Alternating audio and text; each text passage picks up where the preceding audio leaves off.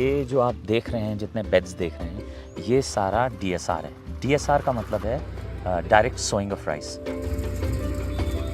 मेरे पास bed maker cum precision planter है। अब उससे हम किसी भी तरीके की खेती कर सकते हैं, किसी भी तरीके की बुआई कर सकते हैं। तो उसमें धान भी है, गेहूं भी मैं इसी मशीन से बोता हूं।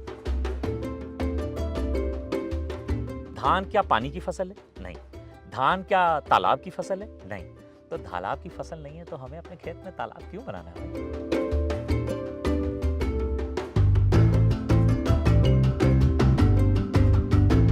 चार हिस्सा तो जमीन ऊपर है ना, सिर्फ नालियों के अंदर पानी होना चाहिए और वो नालियों से जो सारा पानी है वो बेड के अंदर सोक हो जाएगा। यानी झटका कभी भी पेड़ नहीं खाएगा। जो हम गला घोट देते हैं अपने पेड़ का पानी भर के, वो इसमें नहीं होगा।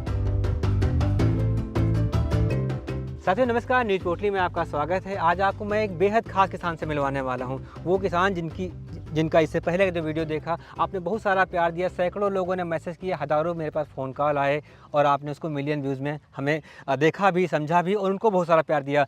अब उनके एक और वीडियो हम आपको लेकर के आए हैं, क्योंकि वो जो हिस्सा था वो आम की बागवानी पे था, जिसको आपने इतना समझा, इतनी उनकी तारीफ़ की, थोड़ी बहुत हमारी भी हो गई। तो बाकी उनकी खेती कैसी है, क्या वो खेती में कर रहे हैं, क्या नयापन कर रहे हैं, क्योंकि वो ना सिर्फ आम में ही नया नहीं कर रहे हैं, वो गेहूँ और जो धान है या दूसरी जो फसलें हों, सब में कुछ ना कुछ नया कर रहे हैं। तो फारूकी साहब बहुत बहुत स्वागत है आपका।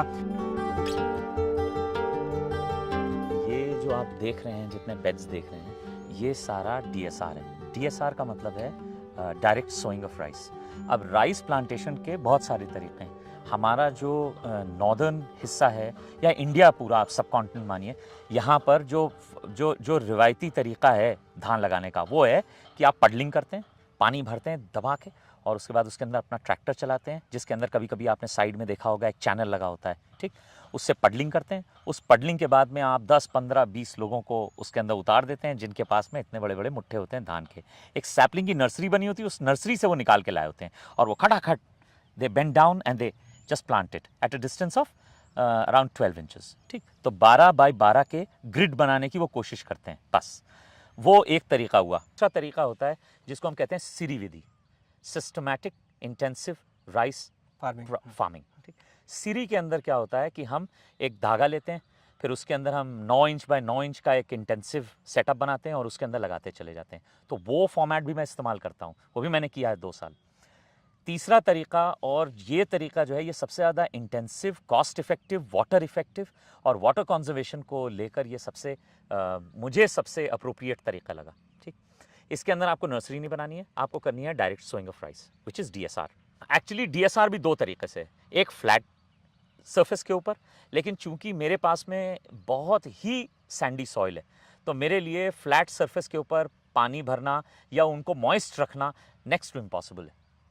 वही फिजिबिलिटी की बात आती है कि इतना पानी मैं कहाँ से लाऊंगा, और अगर मेरे पास है भी तो मैं क्यों खर्च करूं धान के ऊपर, क्योंकि धान को आप समझें, धान क्या पानी की फसल है? नहीं। धान क्या तालाब की फसल है? नहीं। तो तालाब की फसल नहीं है तो हमें अपने खेत में तालाब क्यों बनाना है भाई? ये हमें क्वेश्चन करना पड़ेगा। धान को चाहिए वापसा कंडीशन, यानी पानी हो तो, नमी हो तो, लेकिन लबालब गेहूं फसल हमारी जो है, फील्ड जो है हमारी, वो भरी होनी ज़रूरी नहीं है। उसका जो आइडिया है वो ये है कि मॉइस्चर बना रहना चाहिए।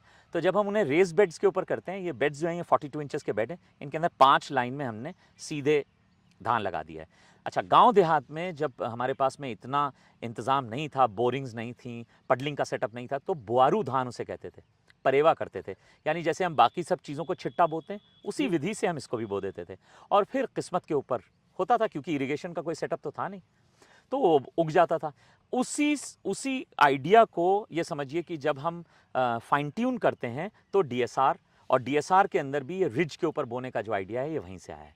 42 इंचेस के बेड के ऊपर 5 लाइन्स।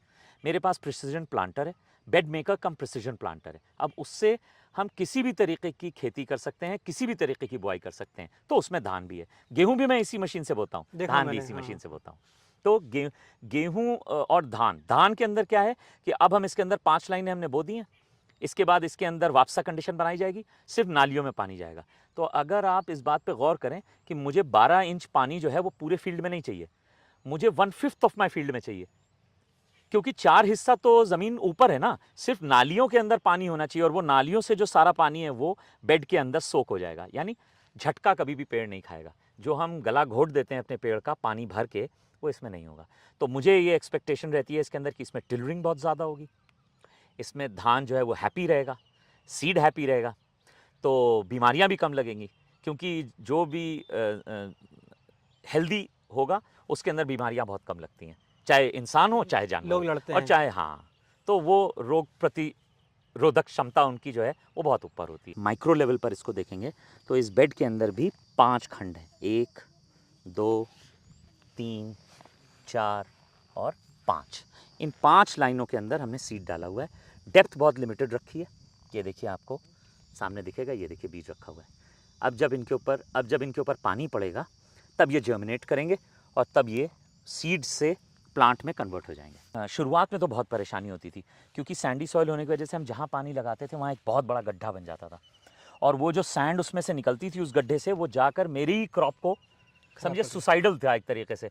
वो पूरे जो इसके वो हैं सॉइल के पार्टिकल्स, वो जाकर मेरी सॉइल को दबा देते थे।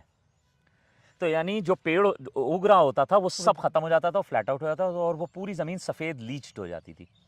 तभी हम बहुत परेशान रहे और मैंने बहुत इसके ऊपर इंटेंसिव रिसर्च करी, ढूंढा, तो मुझे एक फॉर्मेट मिला जिसका मैंने जिक्र आपसे पिछले बार भी किया था, पिकनिक जो है वो वहीं से आया है।